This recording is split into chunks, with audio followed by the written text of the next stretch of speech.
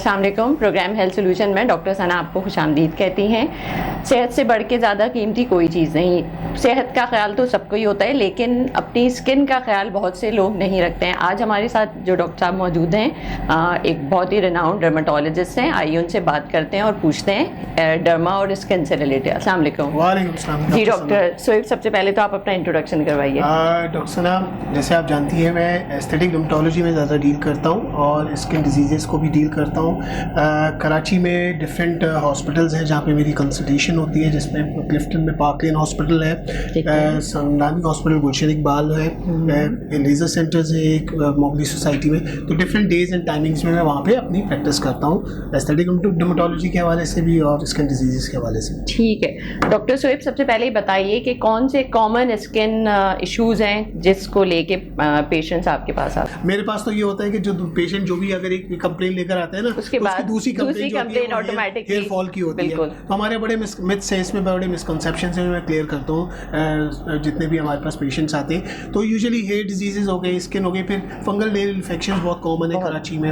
और इसके साथ साथ जो डैंड्रफ के इश्यूज, वही ना, हेयर प्रॉब्लम्स वो सारी आ जाती हैं। फिर बहुत सारे आजकल जो बहुत मैं कॉमनली बहुत ज़्यादा देख रहा हूँ, वो चीज़ ये है कि हमारे ना बच्चों में ख़ास तौर से एलोपेशिया डेवलप हो रहा है। एलोपेशिया होता है कि यानी कि एक तरह से ना आपका हेयर फॉल होता है और एक बिल्कुल बैड सा पैच आ जाता है ना, तो वो भी बहुत कॉमनली आजकल पेशेंट्स आ रहे हैं उसके, वो हम डील करते हैं। बड़ों में भी होता है ये, मेल्स में तो इवन बियर्ड के एरियाज में जो है एलोपेशिया बहुत कॉमन होता है। फीमेल्स में हेयर थिनिंग बहुत कॉमनली हो रही है आजकल। बहुत सारे रीजंस है उसमें असल डॉक्टर ना, जैसे डाइट है हमारी वो बहुत निगलेक्टेड है, तो उसकी वजह से भी स्किन, हेयर्स और नेल्स बहुत अफेक्ट होते हैं। जनरल हेल्थ की मैं इसको इस तरह से पेशेंट्स को बताता हूँ कि आपकी जो स्किन होती है वो आपका एक जिस्म का आईना होती है। बिल्कुल। अगर आप इंटरनली आप हेल्दी हैं तो आपकी स्किन ग्लो करेगी, हेल्दी स्किन टोन होगी। हम क्या कहते हैं ना, बड़ी अच्छी स्किन है इसकी, तो उसका मतलब ये नहीं होता कि सिर्फ स्किन अच्छी है, उसकी हेल्थ भी अच्छी है। तो ये एक तरह से चीज़ें हैं। सबसे पहले हम डैंड्रफ से स्टार्ट करते हैं कि हेयर फॉल और डैंड्रफ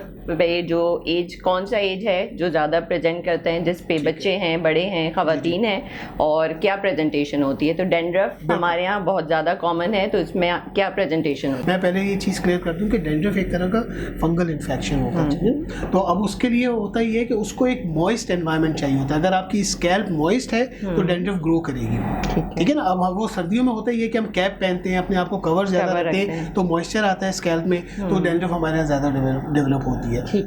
डैंड्रफ गर्मियों में भी कॉमन है, इसलिए हम जितना पसीना हमारे स्कैल्प पे आएगा और अगर हम प्रॉपर स्कैल्प केयर नहीं करेंगे, डैंड्रफ डेवलप होगी।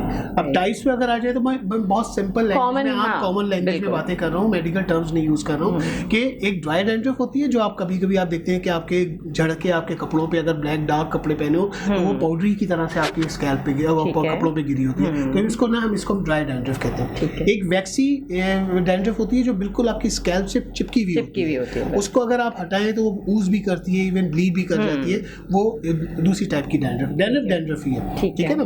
तो अब उसके लिए जो ये जो फंगस होता है, इसको किल करने के लिए बहुत सारे तरीके होते हैं। एक सिंपल सी जो मैं आपको बताऊं कि जो लोग नहीं करते और डॉक्टर्स के से शैम्पूज और एंटी डैंड्रफ मेडिसिन लेते हैं, अगर आप अपने स्कैल्प को रोजाना थोड़ी सी धूप लगाएं, ये नेचुरल किलर है डैंड्रफ का। बिल्कुल, बहुत अच्छी बात बताई है, जो कि हम लोग कॉमनली नहीं करते हम। तो उसकी वजह से क्या होता है कि फिर वो डैंड्रफ ज़्यादा ग्रो करती है, फिर वो एडवर्स इफेक्ट उसके ये होते हैं कि आपके साथ डैंड्रफ की वजह से हेयर फॉल भी होता है आपको, ठीक है। तो अब डैंड्रफ को ट्रीट करने के लिए हमारे पास बहुत सारे ऑप्शंस होते हैं। जैसे मैंने एक तो जनरल केयर बताई, इसके अलावा ये होता है कि हमारे पास इसके एंटी डैंड्रफ शैम्पूज होते हैं जो हम देते हैं। कुछ पेशेंट्स में डैंड्रफ की वजह से क्या होता है कि छोटे छोटे दाने स्कैल्प में होने लगते हैं, तो उसके लिए हम कुछ लोशंस एडवाइस करते हैं कि जिससे वो दाने जो है, वो फॉलिकुलाइटिस होता है मेडिकल टर्म, तो उन दानों को भी ट्रीट करना होता है। पेशेंट ये करता क्या है कि वो बहुत इच करता है स्कैल्प को, जब बार बार वो डैंड्रफ की वजह से इच करता है तो वहाँ पे जख्म भी बन जाता है और उसकी वजह से दाने भी हो जाते हैं। तो उसके लिए फिर हम उसके साथ भी ट्रीट करते हैं। बहुत सारे ऐसे भी होते हैं कि हमें कभी कभी ओरल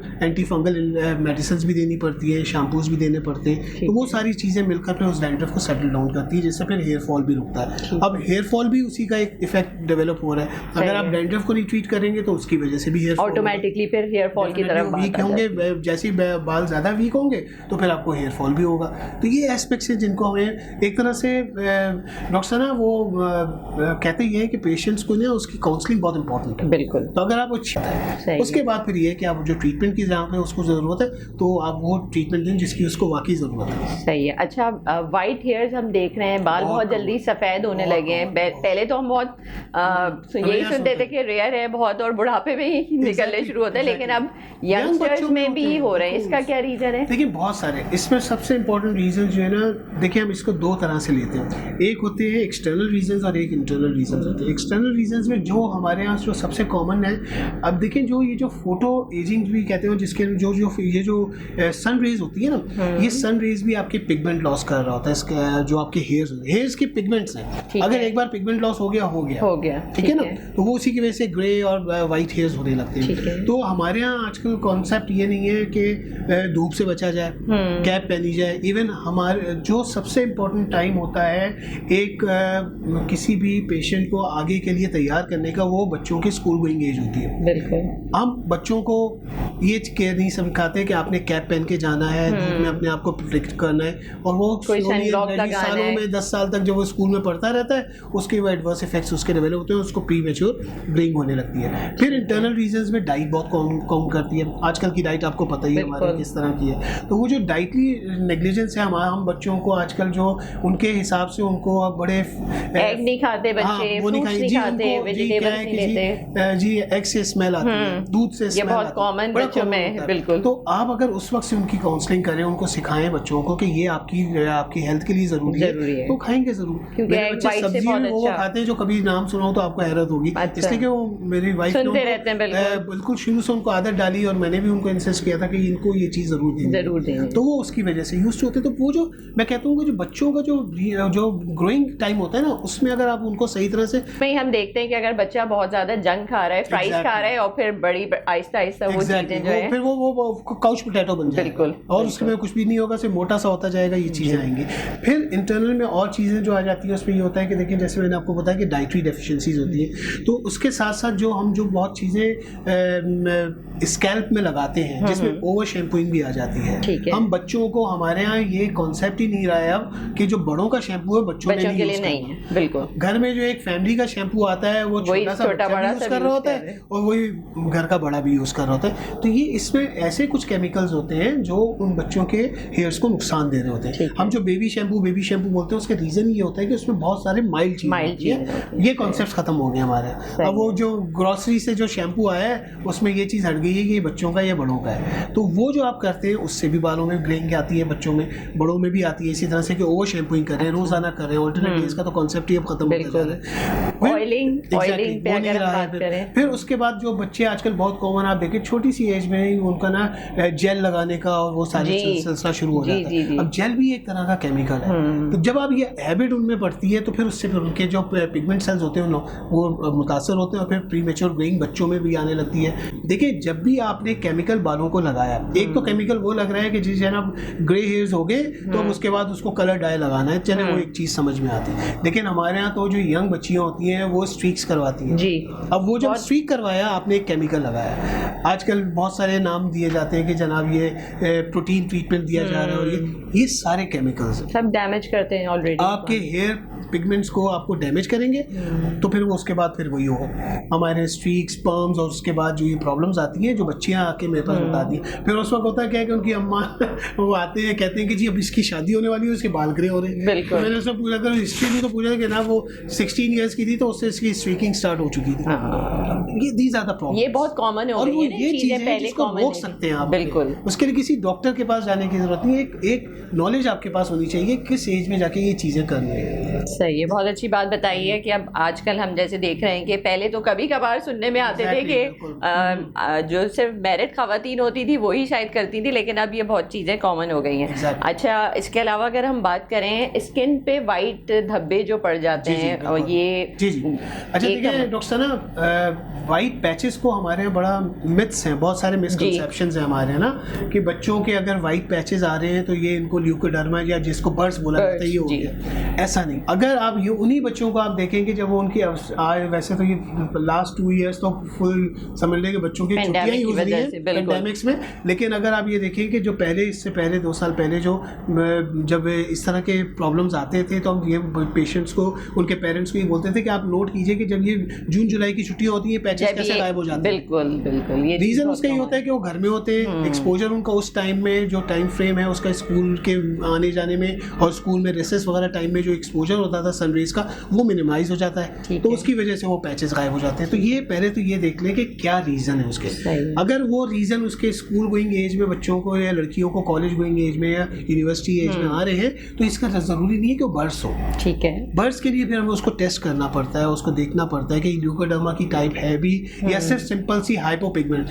हम कहते हैं इसको ये हाइपोपिगमेंटेड पैच। हाइपो मींस कि आपके कलर पिगमेंट से कोई चीज कम हो जाए। जैसे हाइपरटेंशन कहते हैं कि ब्लड प्रेशर बढ़ गया, तो हाइपर पिगमेंटेशन हम कहते हैं झाइयां आ गई फीमेल्स में जैसे। तो हाइपोपिगमेंटेशन यानी कि वो कलर पिगमेंट कम हो गया। अब कलर पिगमेंट कम होने के बहुत सारे रीजंस हैं, उसमें जरूरी नहीं है कि सब बर्ड्स ही हो। बहुत सारे हम ऐसे केमिकल्स फेस पे मेकअप सी फॉर्म में लगा देते हैं जो हल्का सा कलर पिगमेंट हटा देते हैं। जब आप वो चीजें लगाना रोकते तो आपका कलर पिगमेंट वापस आ जाता है। ठीक है। अच्छा, कुछ विटामिन्स की डेफिशिएंसी से भी होता है? डेफिनेटली होती है। डाइट तो देखे ना हर चीज का कोर है। अगर आपको ये चीजें नहीं छोड़े, हमारे ये ना कि जब तक डॉक्टर से इलाज कर रहे तब तक तो चीजों को फॉलो करेंगे और जब वो चीज सही हो जाएगी तो फिर सब छोड़ देते हैं। मैं कहता हूँ कि आपकी डाइट में पानी अच्छा होना चाहिए, 8-10 ग्लास जरूर होना चाहिए। ठीक है। मौसम का फल और सलाद रोजाना डाइट में आपके मल्टीविटामिन होना चाहिए। ठीक है। मिल्क, एग ये जरूरी है आपके लिए, लीजिए।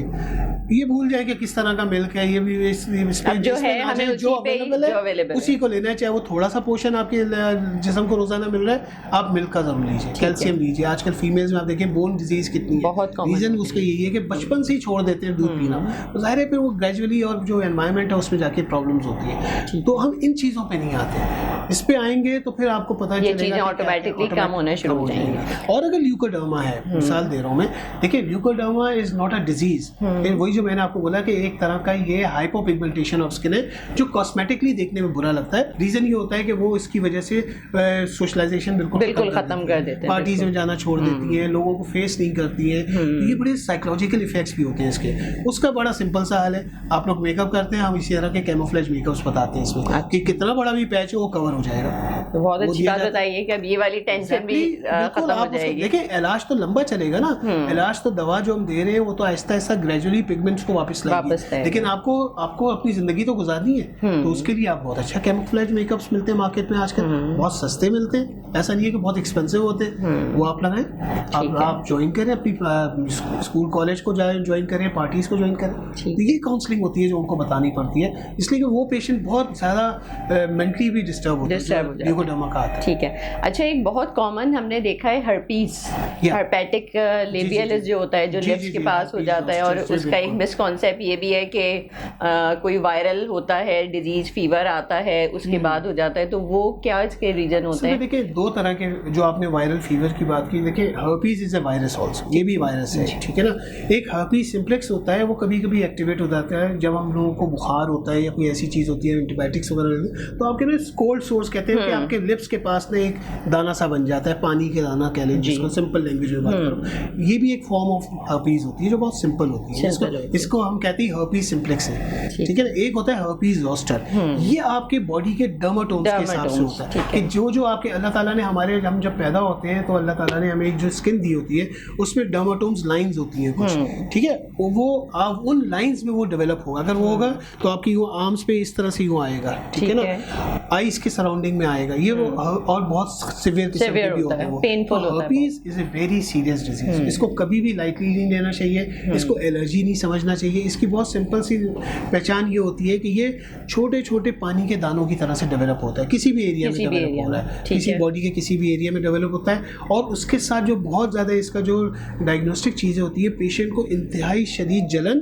और बर्निंग सेंसेशंस होती है। ठीक है। तो ये एलर्जी नहीं है, इसके लिए फौरन डॉक्टर के पास जाना चाहिए, और ये ट्रीटेबल डिजीज है। ऐसा भी नहीं है कि हाँ ये कंटेजियस भी है। अब तो क्वारंटीन का सबको पता चल गया क्या होता है, तो वो एक तरह से हम क्वारंटीन प्यूबर्टी उस वक्त भी करवाते हैं कि जी। तो इसी तरह से हर्पीज वाले पेशेंट्स को भी हम एडवाइस करते हैं कि इनके यूटेंसिल्स अलग कर दें, इनके कपड़े, टॉवल, सब चीज़ें अलग कर दें, ताकि एक से दूसरे को ट्रांसफर। अच्छा, कुछ कॉस्मेटिक रिलेटेड भी होता है जो वायरल हर्पीज बिल्कुल उसमें यही होता है ना कि देखिए अब हमारे यहाँ, अब आप sorry you are a lady also, कि आप लोग जब सैलून्स में जाते हैं तो मिसाल, और हम लोग जैसे बार्बर शॉप्स में जाते हैं, अब ये वहाँ से बड़ी कॉमनली ये ट्रांसफरेबल डिजीज है। अगर किसी को हर्पीज हुआ है और आपने भी जाके उसके बाद अपना एक सेशन ले लिया तो वो ट्रांसफर हो जाएगा। तो इसलिए हम ये कहते हैं कि कॉस्मेटिक्स अगर रखें तो अपनी अलग रखें। अब तो कोविड ने ये कॉन्सेप्ट दे दिए हैं कि इवन सब लोग अपने चीज़ें वगैरह ले जाके बार्बर से करवाते हैं, साफ करवाते हैं। मैं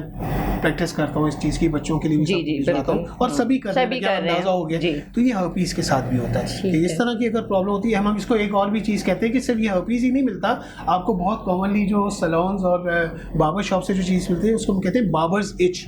बेस्ट एडवाइस में पेशेंट्स के लिए और व्यूअर्स के लिए आपकी ये है कि अब ये कॉन्सेप्ट्स हैं, आप लोगों को पता चल गया है। इंस्ट्रूमेंट जिस भी बार्बर शॉप में जाएं या सैलून में जाएं, उनसे कहें हमारे सामने साफ करें, या तो अपना लेकर जाएं अगर अफोर्ड कर सकते हैं और समझते हैं कि जरूरी है, वो तो सबसे बेस्ट थिंग है। वरना अपने सामने उसको बोले कि मुझे ये सारी चीजें साफ करके दो। This is the best way to avoid it. बहुत अच्छी बात है। इसके अलावा बात करते हैं एक्नी पे। एक्नी जो बहुत कॉमन, हर एज ग्रुप के लिए ही बहुत कॉमन। बिल्कुल ये हमारे पास, मेरे पास तो खासतौर से जो बच्चियाँ आते हैं वो 90% एक्नी प्रॉब्लम्स के साथ आते हैं। प्यूबर्टी में अगर आ रही है एक्नी तो जाहिर सी बात है कि आप देखेंगे लड़के लड़कियां जब बड़े हो रहे होते हैं तो उनमें बहुत सारे हार्मोनल चेंज आ रहे हैं। उन हार्मोनल चेंजेस का एक तरह का साइड इफेक्ट एक्नी होती है कि कुछ लोगों, लड़के लड़कियों को दाने होने लगते हैं। ठीक है, अब वो एक कॉमन फेज है, वो आएगा और वक्त के साथ साथ सेटल डाउन होती जाएगी। लेकिन होता क्या है कि जब बच्चे बच्चियाँ उस पर जाते हैं तो बहुत कॉन्शियस हो जाते हैं, वो उसको स्क्रैच कर लेते हैं। अब एक्नी स्कार्स डेवलप हो, ये जो एक सीरियस प्रॉब्लम थी। तो एक्नी होती है, बिल्कुल बहुत सारे रीजन है, जैसे मैं इंटरनल रीजन बताया, इसी तरह से एक्सटर्नल रीजन है जिसमें गर्मी है, पसीना है, बेसिक केयर जो अभी हमने शुरू में बात की थी। अगर मैं पेशेंट्स को जो मेरे पास एक्नी के आते हैं, मैं आप लोगों को बता रहा हूँ कि सबसे पहले मैं उनको मुंह धोना सिखाता हूँ। बात मजाक की है लेकिन सीरियस नहीं, बहुत अच्छी बात है, क्योंकि इस एज ग्रुप के बच्चे हमने देखा है कि वो जल्दी में नहीं वॉश करते। तो मैं उनको ये सिखाता हूँ कि आप चाहे फेस वॉश करें या साबुन यूज करें, आपका तरीका ये होना चाहिए कम से कम चेहरे पे 10 से 15 झटके मुंह पे पानी के जरूर मारें। ये पहला रूल है। ठीक है, ये डीप पोर क्लिनजिंग करेगा। अब ये मेरे पास आके पेशेंट बोलते हैं कि जी हमारे यहाँ तो पानी नहीं आता, ये एक्सक्यूजेस ना लें। अगर आपको अपने आप को ट्रीट करना है और हेल्दी स्किन टोन रखनी है तो ये पहला काम है कि आपको डीप पोर क्लिनजिंग करनी है। देखिए होता क्या है, ये प्रोपाइनोबैक्टीरियम एक बैक्टीरिया होता है, वो ग्रो कैसे करेगा, जब आपके मसाम बंद होंगे, उसमें चिकनाहट होगी, डस्ट पार्टिकल्स आके स्टिक ऑन होंगे, बैक्टीरियल ग्रोथ होगी और एक प्रोपाइनोबैक्टीरियम एक्नी का दाना हो जाएगा। वो सुर्खी वाला दाना भी हो सकता है, वो पस वाला दाना भी हो सकता है। और अगर बहुत ज्यादा डीप है तो सिस्टिक एक्नी गुठली की तरह अंदर फील होगी आपको स्किन के अंदर, वो भी एक्नी है। ठीक है, ब्लैक हेड्स भी एक टाइप ऑफ एक्नी है, लोग नहीं समझते। White head is also type of acne. तो ये सारी टाइप्स ऑफ एक्नी है जिनके रीजंस होते हैं। अब व्हाइट हेड अंदर की तरफ है, आप जितना भी उसका दबा लें वो बाहर नहीं। एक पस वाले दाने को हल्का सा भी प्रिक करते हैं तो सारा पस बाहर आ जाता है।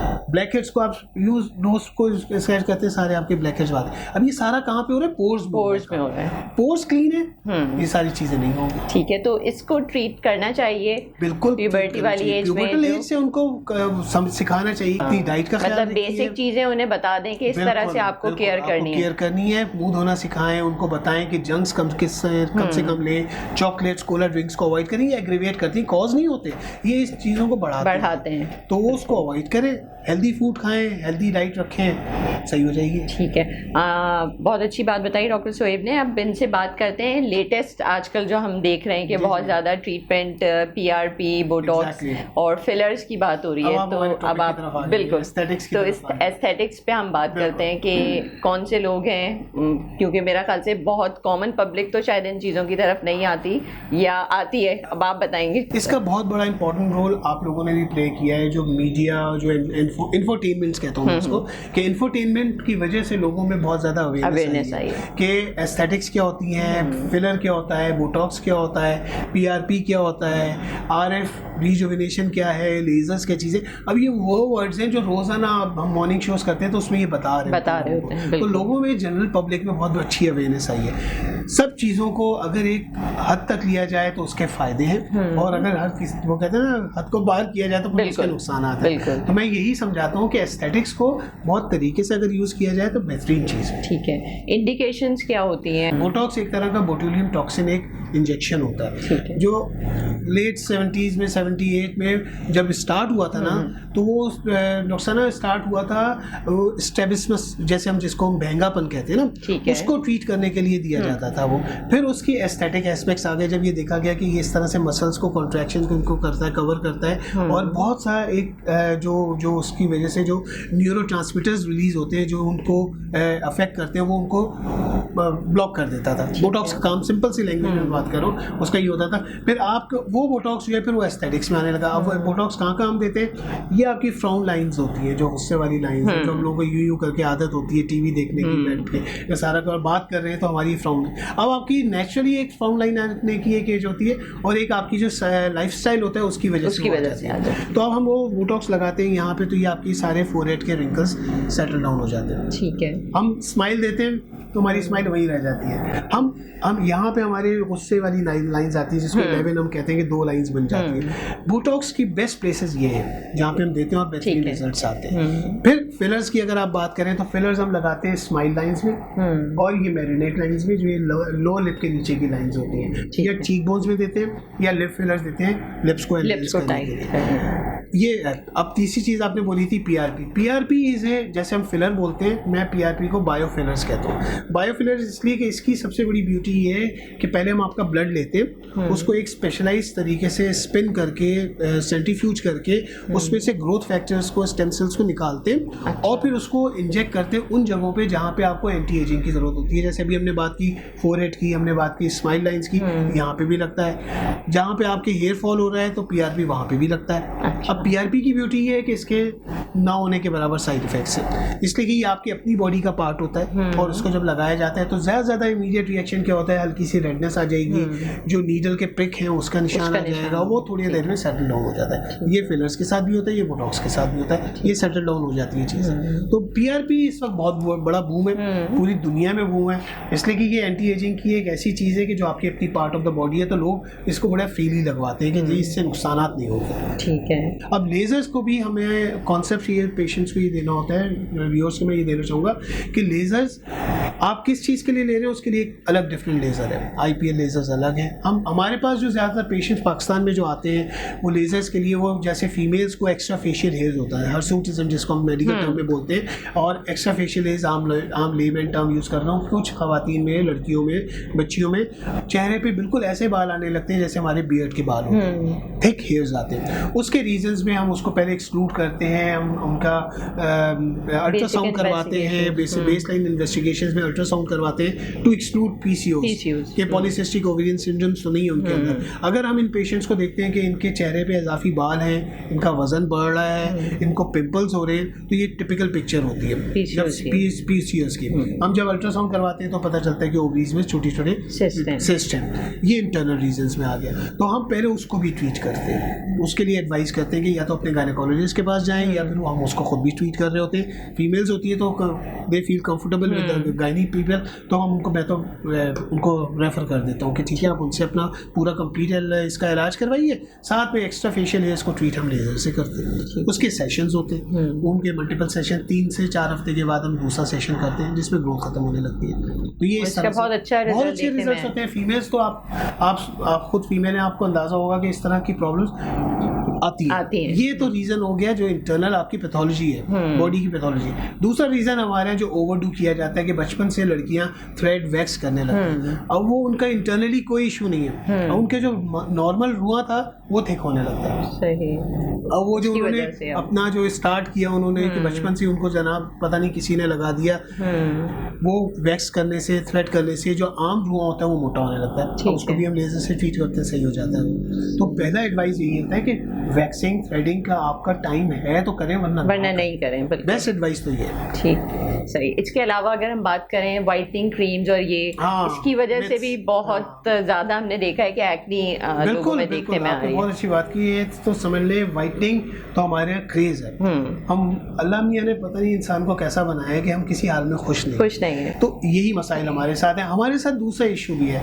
हमारे यहाँ जो हमारे यहाँ जो फैमिली का जो नेटवर्क है और जो हमारे यहाँ जो सोशल टैबूज है ना, कि अगर बहू लाएंगे तो गोरी लाएंगे, चाहे अपना बेटा जो है कितना काला भजन क्यों ना हो। तो ये जो इश्यूज है ये बहुत बड़े हैं। इसकी वजह से हमारे पास जो बहुत परेशान पेरेंट्स आते हैं, उनका कहना यही होता है कि जी लड़की देखने आते हैं तो ये कहते हैं इसका तो रंग सही नहीं है। अब वो बच्ची बेचारी जो हमारे पास आती है वो इतनी मेंटली वो इतनी ज़्यादा स्ट्रेस्ड होती है कि आपको क्या बताऊँ। अब उनका ये होता है डिमांड कि जनाब इनको गोरा किया जाए। उसमें गोरा करने के लिए बहुत सारे तरीके, एक्स्ट्रा फेशियल हेयर ज़्यादा आने लगती है, झाइयाँ आ जाती है उसकी वजह से। ये उन मेडिसिन के साइड इफेक्ट्स हैं जो उन्होंने फॉर्मूला क्रीम्स में यूज़ की थी। तो सबसे पहला मेरा ब्रदरली एडवाइस पेशेंट्स को ये होता है कि आप लोग इस तरह की चीज़ें इस्तेमाल ना करें। ऑथेंटिक चीज़ें यूज़ कीजिए जो रिजल्ट्स ओरिएंटेड हो, जो मर्क्यूरी फ्री हो। मर्क्यूरी रंग काट है, वो आप जब भी लगाएंगे वो रंग काट का काम करेगा, और जब लगाना छोड़ेंगे, मैं नाम नहीं लेता, बहुत बड़ी बड़ी ब्रांड्स हैं जिसकी हम मार्केटिंग आप टीवी पे रोजाना देखते हैं, वो सब मर्क्यूरी बेस्ड है। अच्छा, आप एक चीज याद रखें कि जो भी आपको इंस्टेंट रिजल्ट देगा, वही मैं बता रहा हूँ कि आप ये देखिए कोई भी ऐसी क्रीम जो आप लगा रहे हैं जो आपको 2-4 दिन के अंदर आपका रंग काट वाला काम शुरू कर दे, समझ लेंगे मर्क्यूरी बेस्ड है। अच्छा, वरना एक एवरेज टाइम एक अच्छी मेडिसिन का जो होता है ना 4 से 6 हफ्ते बाद रिजल्ट आना शुरू होता है। बिल्कुल, ये एक टिपिकल टाइम होता है उसका कि वो ग्रेजुअली डेवलप करती है। हमारे लेकिन इंस्टेंट चाहिए, इंस्टेंट, और सबको इंस्टेंट चाहिए होता है ना, इंस्टेंट बड़ी मजे से लगाते हैं और बहुत खुश होते हैं फिर सबके भाई इतना अच्छा इफेक्ट आया। आप यकीन करें मेरे पास ऐसे केसेस हैं कि जिसमें उन्होंने 10-10, 15-15 साल वो दवा वो लगाई है, क्रीमें छोड़ी नहीं। जब छोड़ी तो ऐसी झाइयाँ आई है कि वो ट्रीट करना मुश्किल है। तो ये बड़े मसाइल हैं, ये बहुत ज़्यादा तो है। बहुत सारे तरीके हैं वाइटनिंग के। वाइटनिंग इंजेक्टेबल्स भी होते हैं, वाइटनिंग कैप्सूल्स भी होते हैं जो सेफेस्ट है। देखिए हर चीज़ का अगर आप सही डोज में दे रहे हैं उसके फायदे, ओवर डोज में दे रहे हैं उसके नुकसान है। एक सिंपल पैनाडोल भी अगर आप खाते हो आके कहते हैं अच्छा सर हम ये खाएंगे तो इससे कोई साइड इफेक्ट तो नहीं होगा। मैंने कहा कि आपने लास्ट टाइम बर्गर कब खाया था? कभी बर्गर वाले से जाके पूछा इसका साइड इफेक्ट क्या होगा? पेप्सी जो पी थी, कभी पेप्सी लेते हुए किसी से पूछा था कि इसका side effect? Side effect is not an issue, adverse effect in हम मेडिसिन के एडवर्स इफेक्ट को अवॉइड करते हैं। साइड इफेक्ट तो आपको पता है, अब तो मीडिया है, आप जरा सा सारे गूगल डॉक्टर्स आते हैं मेरे पास, मैं उनको गूगल डॉक्टर्स आते हैं। पेशेंट जो होते हैं ना वो पहले मुझे पढ़ा रहे हैं, मैं उनसे सब पढ़ के आते हैं ना, तो गूगल अवेलेबल है। बिल्कुल, मैं कहता हूँ भाई आपको देखना है पेप्सी, कोक, मैं चले नाम भी ले लिए, कोला ड्रिंक्स हैं, ठीक है, आपको साइड इफेक्ट्स एडवर्स इफेक्ट्स देखने आप जाए, खोले अपना गूगल बाबा से, आप वो पूरा बता देगा आपको। मेडिसिन के बारे में पता करना है, आपके पास गूगल मौजूद है, आप मेडिसिन देखिए। लेकिन वही वाली बात है कि गूगल की जो नॉलेज है वो आप अगर डॉक्टर से कंपेयर करेंगे तो गलत होगा। गूगल तो आखिर में आके कैंसर कर देगा, उसकी तो एंड जो है वो कैंसर है। अब पेशेंट आके मेरे पास घबरा जाता है कि मेरे बच्चे ने देखा तो उसने तो गूगल में ये देखा। मैंने कहा आप गूगल डॉक्टर हैं तो आपको मैं क्या कह सकता हूँ। प्रैक्टिकली हर चीज़ डिफरेंट होती है। आप एक गूगल की नॉलेज लेकर आ रहे हैं और एक डॉक्टर से पूछेंगे तो डेफिनेटली वो आपको उसका फर्क बताएगा। तो बहुत अच्छी बात है कि आप गूगल को यूज़ करें, चीज़ों के बारे में पता है, लेकिन उसके लिए ऑथेंटिकली आपको किसी कंसर्न पर्सन के पास जरूर जाना पड़ेगा। हर चीज़ गूगल पे देख के हम इलाज नहीं कर सकते। बहुत अच्छी बात की है डॉक्टर शोएब से। अब हम एक लास्ट बात करते हैं कि अवेयरनेस हमारे लोगों में किस तरह से लाई जाए कि खुद से जो मेडिकेशन स्टार्ट कर देते हैं या किसी को देख के उन चीज़ों को अवॉइड करें। तो अवेयरनेस हमारे लिए ये तो लोगों को पता ही नहीं होता। एंटीबायोटिक 2 दिन लिए छोड़ दी, भाई कैसे छोड़ दिया? हमारा तो ये ना छोड़ दी, आपको नहीं पता कि उसका एक साइकिल है, उसमें आपको लेनी चाहिए थी। तो ये मेरा बिल्कुल एक आप लोगों का फ्रैंक एडवाइस है, स्पेशली व्यूअर्स को, कि जो भी इस प्रोग्राम को देख रहे हैं, कि अपने आपको भी बचाएं और बच्चों में भी ये सेल्फ मेडिकेशन की आदत बिल्कुल ना डालें। Thank you very much. Thank you so much. Doctor Shoaib हमारे साथ थे, बहुत अच्छी इन्फॉर्मेशन इन्होंने दी हमारी स्किन हेयर से रिलेटेड। डॉक्टर शोएब हमारे पैनल में मौजूद हैं। आप लोग अगर इनसे कंसल्टेंसी लेना चाहें तो इनसे अपॉइंटमेंट बुक करवा सकते हैं और बिल्कुल इनसे बात कर सकते हैं। हेल्थ सोल्यूशन ऐप से डॉक्टर सना आपसे मुखातिब थी। अब आपसे प्रोग्राम एंड करती हूँ। ओके, अल्लाह हाफ़िज़।